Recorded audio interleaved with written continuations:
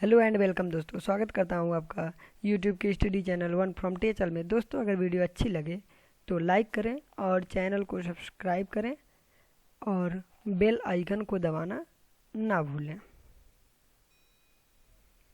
दोस्तों, जो आज का टॉपिक है वो है अप्लाइड मैकेनिक्स। मैकेनिक्स क्या है, इस पर है पूरी। ये जो फर्स्ट ईयर का सब्जेक्ट है मैकेनिक्स, अप्लाइड मैकेनिक्स, इसके जो है पूरी डिटेल इसमें दिखाई गई। फर्स्ट चैप्टर का ये है और अगले चैप्टर आएंगे जल्द ही। और अगर दोस्तों इसकी जो ये है स्टडी मटेरियल है, असाइनमेंट है, अगर ये चाहिए होगी तो आपको डिस्क्रिप्शन में लिंक मिल जाएगा। और यूट्यूब चैनल को सब्सक्राइब करिए, और जो अगर फेसबुक लिंक चाहिए ग्रुप का तो वो भी डिस्क्रिप्शन में मिल जाएगा, वहाँ से जाके आप ज्वाइन कर सकते हैं। और दोस्तों, ये वीडियो जो है ये अगर कोई मैकेनिकल का बंदा है और उसे कंपटीशन की तैयारी करनी है जेई की, तो उसके लिए भी महत्वपूर्ण हो सकता है, इसलिए ध्यान दें। अगर आप मैकेनिकल से हैं तो ज़रूर इन सब बातों पर ध्यान दें। मैकेनिकल वालों के लिए ये बहुत ही इम्पोर्टेंट है आगे चल के। जैसे कि आपको हाइड्रोलिक का सब्जेक्ट आएगा और मोस्ट का आएगा, मैकेनिक्स ऑफ सॉलिड का आएगा, या स्ट्रेंथ ऑफ मैकेनिक्स आएगा। इन सब के लिए बहुत ही इम्पोर्टेंट सब्जेक्ट होने वाला है। ये उन सब का बेस है। अगर आपका बेस ही नहीं तैयार होगा तो क्या होगा। इसलिए दोस्तों, ज़्यादा समय को बर्बाद ना करते हुए आगे बढ़ते हैं, स्टार्ट करते हैं। Let's go. तो दोस्तों, शुरुआत करते हैं अप्लाइड मैकेनिक्स इंट्रोडक्शन से।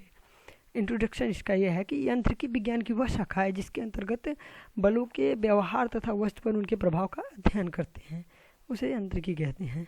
यांत्रिकी की शाखाएं, यांत्रिकी की दो शाखाएं मुख्यतः हैं, स्थिति विज्ञान, गति विज्ञान। गति विज्ञान की भी दो शाखाएं हैं, शुद्ध गति विज्ञान, बल गति विज्ञान। और अन्य शाखाएं भी हैं, जैसे द्रव स्थिति विज्ञान, द्रव गति विज्ञान, गैस गति विज्ञान, वायु गति विज्ञान, उष्म गति की, अनुप्रयुक्त यांत्रिकी। अनुप्रयुक्त यांत्रिकी इसमें इंजीनियरिंग के अंतर्गत विभिन्न वस्तुओं जैसे मशीन के पुर्जे, यंत्र विन्यास तथा ढांचों और उनके अवयवों आदि से संबंधित यांत्रिक समस्याओं को हल किया जाता है। आवश्यक परिभाषाएं, इंपॉर्टेंट डेफिनेशंस। पदार्थ वह है जो हमारे ज्ञान इंद्रियों पर कुछ प्रभाव डाल सके, कुछ स्थान घेरे। इस प्रकार पदार्थ का ज्ञान हम देख, छू के, सूंघ के आदि से कर सकते हैं। पदार्थ के तीन प्रमुख रूप होते हैं, ठोस, आकार तथा आयतन दोनों निश्चित होता है ठोस का। द्रव ऐसा रूप है जिसकी आकृति जो है वो निश्चित नहीं है पर आयतन निश्चित है। और गैस आयतन और आकार दोनों अनिश्चित है, इसका कुछ भी निश्चित नहीं रहता। अब देखते हैं पिंड को। पिंड मतलब वस्तु, बॉडी। ये पदार्थ का वो भाग है जो निश्चित स्थान घेरता है, जिसकी संहति होती है और जिसका आयतन निश्चित होता है। अब दृढ़ पिंड, बल लगाने पर जिन पिंड के आकार में बहुत कम या नगण्य परिवर्तन होता है उसे दृढ़ पिंड कहते हैं। कण, पदार्थ का एक ऐसा भाग जिसकी कोई माप या संहति अथवा भार नहीं होते, इसे एक बिंदु द्वारा प्रदर्शित करते हैं। जैसे यहाँ एक अगर बिंदु दे दिया जाए तो वो आपका होगा कण। ये जैसे कण है तो एक कण के होता है। और गतिमान तथा विरामावस्था, किसी वस्तु की दो अवस्थाएं होती है, या तो वस्तु गतिमान होती है या विरामावस्था में होती है। गतिपथ, किसी गतिमान कण की उत्तरोत्तर परिस्थिति को मिलाने पर कण की गतिपथ प्राप्त होती है। विस्थापन, किसी गतिमान कण की आरंभिक वस्तु से अंतिम बिंदु के किसी गतिमान कण के आरंभिक बिंदु से अंतिम बिंदु के बीच की दूरी विस्थापन कहलाती है।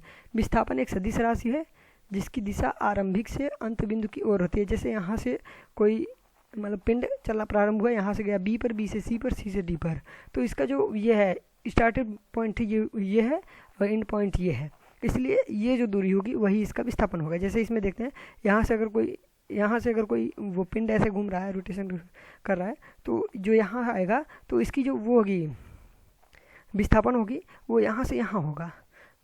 और अब दूरी देखते हैं। किसी गतिमान कण द्वारा चले गए मार्ग की कुल लंबाई को दूरी कहते हैं। यह एक अदिश राशि है। दूरी जो होगी वो L plus L equal 3L होगी, जबकि इसमें जो दूरी होगी वो यहाँ से यहाँ मतलब अर्धवृत्त होगी, तो ये 2R हो जाएगा। और अब द्रव्यमान, किसी वस्तु में जितना पदार्थ होता है वह द्रव्यमान होता है।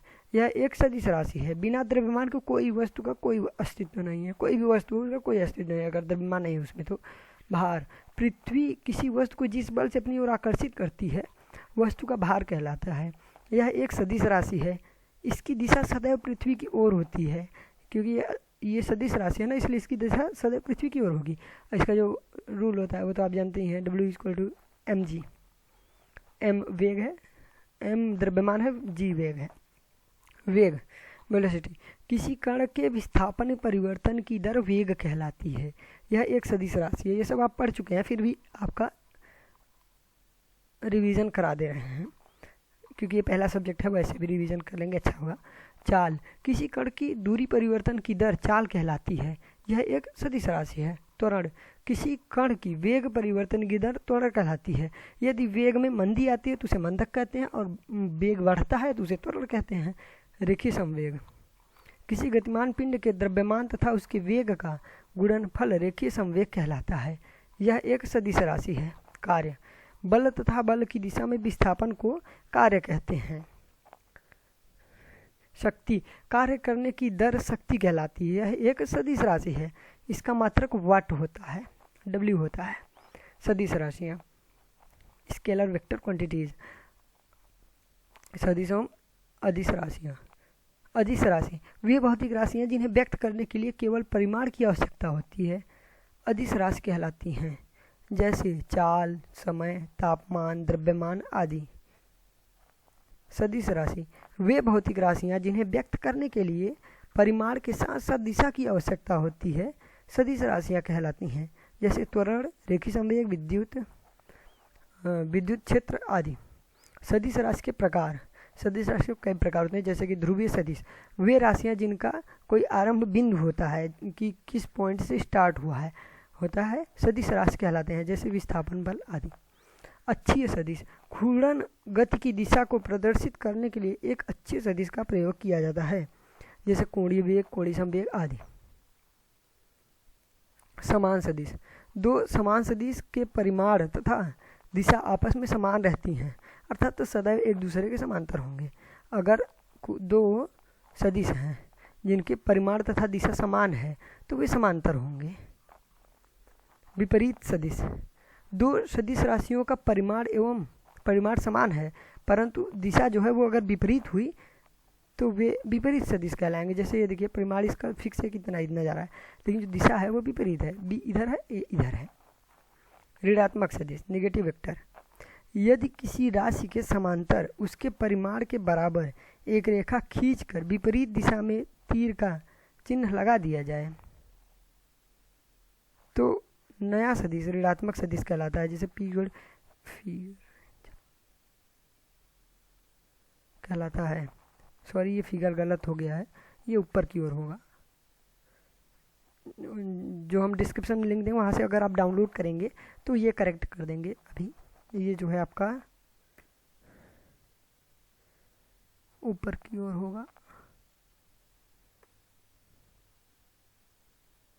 ऊपर की होगा, ये गलत हो गया है, सॉरी इसके लिए। चलिए आगे चलते हैं। सदिश राशियों का योग, एडिशन ऑफ वेक्टर क्वांटिटीज। सदिश राशियों का योग अंक गणित के समान, जो अदिश राशियां हैं उनका योग अंक गणितीय के सामान्य नियमों द्वारा किया जाता है, परंतु सदिश राशियों का योग उनके परिमाण के साथ साथ दिशा पर भी आधारित रहता है। जैसे कि कोई पॉइंट है, वो यहाँ से स्टार्ट हुआ, यहाँ से इतना गया, यहाँ से इतना गया, यहाँ से इतना गया, मतलब ये मान लीजिए ए, ये बी, ये सी है और ये आर है, तो A plus B plus C is equal to R होगा, रिजल्टेंट के बराबर होता है। ऐसे ही जो है वो मतलब कि अदिश राशि नहीं, ये तो अदिश का पूरा योग होता है, सॉरी उसके लिए, अदिश का पूरा योग होता है। और जो सदिश होता है उसमें यही बनाते हैं अच्छे से। अब बल, कोई भी ऐसी क्रिया जो स्थिर या समान गति से चलती हुई वस्तु की स्थिति में परिवर्तन करे या परिवर्तन करने का प्रयास करे बल कहलाती है। बल वह साधन है जिसके द्वारा कार्य किया जाता है।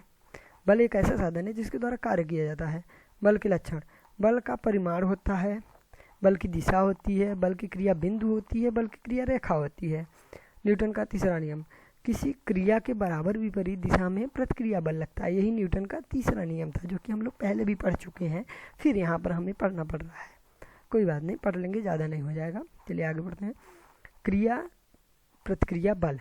क्रिया के रूप में लगने वाले बल को क्रिया बल तथा प्रतिक्रिया के रूप में लगने वाले बल को प्रतिक्रिया बल कहते हैं।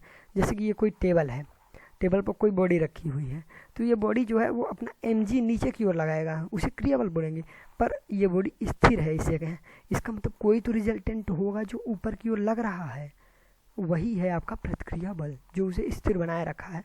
अगर ऊपर की ये जो रिजल्टेंट है ये अगर कम हुआ, ये ज़्यादा हो गया, तो ये टेबल टूट जाएगी, ऐसे गिर जाएगा नीचे की ओर। तनाव तथा संपीड़न बल। ये जो है तनाव तथा संपीड़न बल, यही आपको स्ट्रेंथ ऑफ मटेरियल में पढ़ना है। ये बहुत ही इम्पोर्टेंट है। बीम के टाइप जो है उसी सब्जेक्ट में आएगा ये आपका। चलिए आगे पढ़ते हैं। तनाव बल, टेंशन। किसी वस्तु पर ऐसे बल जो उसके कणों को दूर हटाने का प्रयत्न करते हैं उन्हें तनाव बल या खिंचाव बल कहते हैं। जैसे कि ये कोई बॉडी है, इस पर एक पी बल इधर लगा है, एक पी उधर लगा है, तो ये दोनों जब बराबर खींचेंगे तो इसके अंदर तनाव होगा। तो जो तनाव को रोकने के लिए ये बल लग रहा है, ये जो बल लग रहा है, इसे ही तनाव बल कहेंगे। अब संपीड़न बल, किसी वस्तु पर ऐसे बल जो उसके कणों को दबाने का प्रयत्न करते हैं, संपीड़न बल कहलाते हैं। जैसे ये देखिए, ये बॉडी को ये बल और ये बल दोनों दबा रहे हैं, तो उसको स्थिर बनाए रखने के लिए एक ये रिजल्टेंट लग रहा है, यही आपका संपीड़न बल होगा। बल की स्थानांतरणशीलता का सिद्धांत, ये आपका लास्ट है। ये वैसे आता तो नहीं है पेपर में, फिर भी पढ़ लेंगे तो अच्छा रहेगा। बल की स्थानांतरणशीलता का सिद्धांत, एक दृढ़ पिंड या वस्तु के किसी बिंदु पर यदि कोई बल क्रिया करता है तो यही बल अपनी क्रिया रेखा के किसी अन्य बिंदु पर जो वस्तु के साथ दृढ़ता से जुड़ा रहता है क्रिया करता हुआ मान लेते हैं उसे। फिर से पढ़ते हैं। बल की स्थानांतरणशीलता का सिद्धांत, एक दृढ़ पिंड या वस्तु के किसी बिंदु पर यदि कोई बल क्रिया करता है तो यही बल अपनी क्रिया रेखा के किसी अन्य बिंदु पर जो वस्तु के साथ दृढ़ता जुड़ी है क्रिया करता हुआ माना जाता है। अच्छी बात। चलिए, तो दोस्तों कैसा लगा वीडियो? अगर अच्छा लगा तो लाइक करिए, और अगर आपको कोई डाउट है तो कमेंट करिए, आपका डाउट क्लियर हो जाएगा। और चैनल को सब्सक्राइब करना एकदम ही मत भूलिए, बेल आइकन को ज़रूर दबाइए, क्योंकि अगला वीडियो इसका जो सीक्वल आएगा वो आपको जल्द ही मिल जाए, तुरंत ही आपको नोटिफिकेशन मिल जाए जिससे, इसलिए ज़रूर दबाएं और सब्सक्राइब ज़रूर ही कर लें। धन्यवाद दोस्तों।